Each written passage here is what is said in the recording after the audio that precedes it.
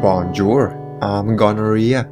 Let's discuss the fetish of the perceived victim, a modern variation of an old cultural habit. Since the beginning of time, society has always had an old habit, cheering for the underdog. Whether it's the gladiators in a Roman Colosseum, whether it's old classical stories like Robin Hood, people love underdogs. They want him to win. There's even a metaphor, David and Goliath. If you're in any Christian-influenced society, just saying that phrase, David and Goliath, instantly communicates to you the meaning of underdog versus incumbent. If you look at other cultures, you'll see their own equivalents also exist. So, why do we cheer for the underdog so much? It's because we love a dramatic story. We love a story that tells a cool comeback story, a rags to riches story. Doesn't matter if you're European, Indian, Chinese, African, it's in all our cultural psyche. You see, to cheer for the underdog is a very, very old and universal cultural habit. It goes back millennia. It predates recorded human history, reaching back to oral history. And today, in the 21st century, we have a very modern variation of this old cultural habit. Welcome to the fetish of the perceived victim. By victim, I don't mean a literal actual victim. I mean a perceived victim.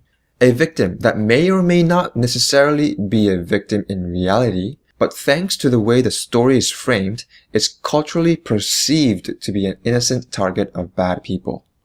Here's some examples. Uruguay in the Southern Cone, Korea in East Asia, Poland in Eastern Europe, Israel in the Middle East. What do all these examples have in common? That's right, they're all small countries surrounded by larger countries that have historically turbulent and/or hostile relations with them. All these countries, because of their smallness and because of the turbulent history, not only see themselves as victims, but they actively and passively fetishize themselves as victims. Their smallness, their vulnerability, perceived or real, their historical victim role, all of these factors work together seamlessly to mold a narrative, a national self-image of the victim, the underdog. It is a self-fetishization as a country and as a people. But if you think only small countries have this fetish, think again. China and Russia. These two giants have a lot in common. I've made an entire video on their similarities. Check it out.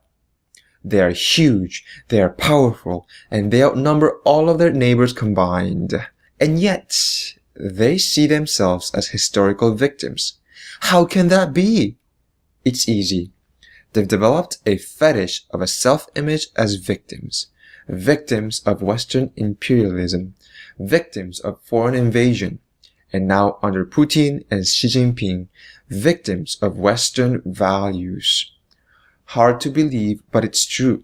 Their media and school books, their entire historiography, emphasize how the outside world keeps victimizing and hurting them, and they develop a fortress mentality thanks to this victim fetish. But enough about countries. How about people in general? Take gender, for example. Yep, you guessed it. If the person is a female, she somehow must be a victim. Her femaleness by itself is enough to cause some ideologically minded people to think, "Oh, she's a female in a patriarchal society. What a poor victim of oppression." I wish I was making this up, but I've actually met people who think like this. Conversely, a male cannot possibly be a victim, at least not within a gender context. When it comes to popular gender contexts, it works like this. Female equals victim, male equals victimizer. You see this in the media, in fictional stories, in classrooms, even in everyday social interactions. That is a major and common example in today's fetish for the perceived victim. And lastly, don't forget race and religion. Here's how the victim fetish works in a racial context. If he's white, he's not all right. And with religion, European Christianity equals victimizer. Non-Western religions, and especially in today's multiculturalist perspective, Islam equals victim. The fetish works like this. Any cultural habits or people that originate in modern Western Europe or North America is somehow hurting the non-Western cultural habits, beliefs, and or people in the world. Therefore, we should make it go away to make more space for other cultures, like for example, Muslim cultures in Europe. Yeah, that's right.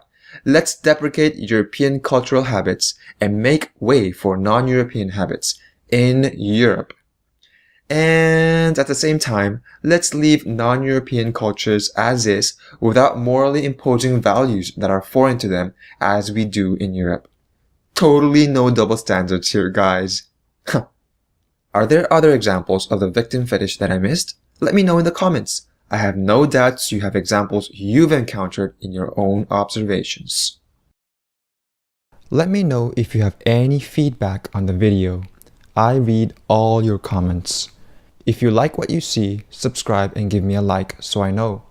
And if you want me to KYS, let me know how in the comments.